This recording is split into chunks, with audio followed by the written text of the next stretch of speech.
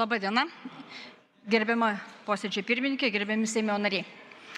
Vilniaus apygardos prokuratūros, Vilniaus apylinkės prokuratūroje organizuojamas ir kontroliuojamas ikiteisminis tyrimas pradėtas 2023 m.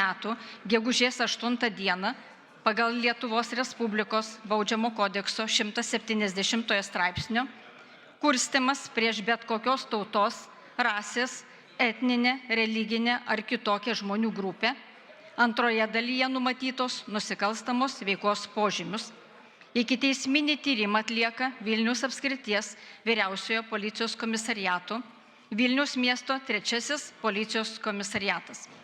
Šiame ikiteisminėme tyrime surinkti duomenys, pateikti kreipimosi į Lietuvos Respublikos Seimą tekste, leidžia pagrįstai manyti, kad Lietuvos Respublikos Seimo narys Remigijus Žemaitaitis 2023 m.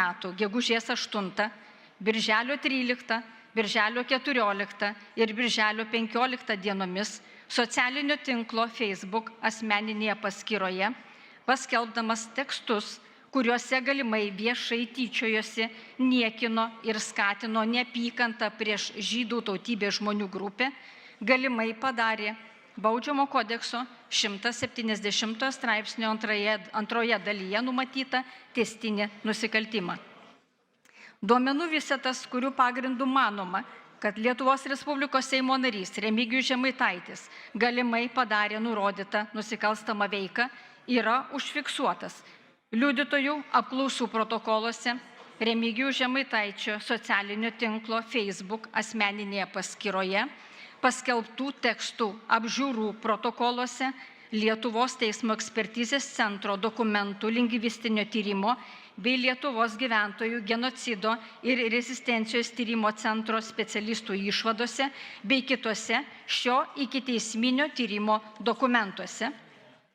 Lietuvos Respublikos Konstitucijos 62 straipsnio antroje dalyje, Lietuvos Respublikos Seimo statuto 22 straipsnio 3 dalyje bei Lietuvos Respublikos Baudžiamo proceso kodekse įtvirtinta, kad asmeniui, kuris baudžiamojon atsakomybėn gali būti patrauktas tik kompetentingos institucijos leidimu, baudžiamasis procesas pradedamas, tačiau jam negali būti surašytas pranešimas apie įtarimą, jis negali būti apklausiamas kaip įtariamasis ar pripažįstamas įtariamuoju, negali būti suimtas ar kitaip suvaržoma jo laisvė.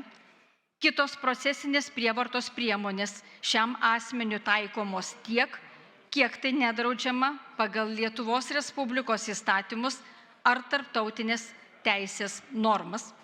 Siekiant nustatyti reikšmingas tyrimui aplinkybės, Vilniaus apygardos prokuratūros, Vilniaus apylinkės prokuratūros pirmojo skyriaus prokuroras 2023 m. rugsėjo 8 d.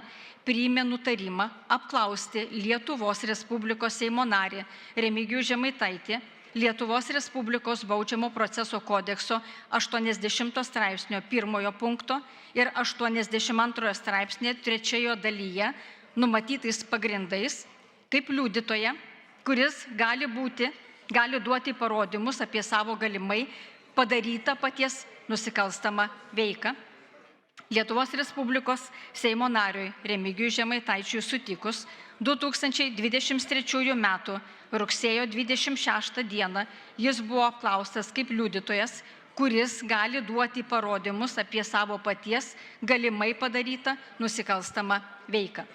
Šios apklausos metu Remigijus Žemaitaitis pripažino faktą, jog asmeninėje Facebook paskyroje paskelbė tekstus, dėl kurių atliekamas ikiteisminis tyrimas ir nurodė, kad tokiu būdu viešai išsakė savo nuomonę ir nesutiko, kad šie jo vieši pareiškimai vertintini kaip neapykantos kalba.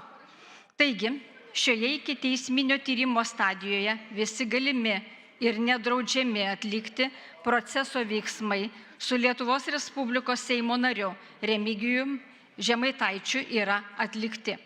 Įvertinus jau minėtas Konstitucijos, Seimo statuto, Baudžiamo proceso kodekso nuostatas, Seimo narys be Seimo sutikimo negali būti traukiamas baudžiamojon atsakomybėn, suimamas negali būti kitaip suvaržoma jo laisvė, todėl siekiant tęsti šį ikiteisminį tyrimą bei priimti pagrįstą procesinį sprendimą, dėl tyrimo baigties yra būtinas kompetentingos institucijos leidimas patraukti Lietuvos Respublikos Seimo narį Remigijų Žemaitaitį baudžiamojon atsakomybėn.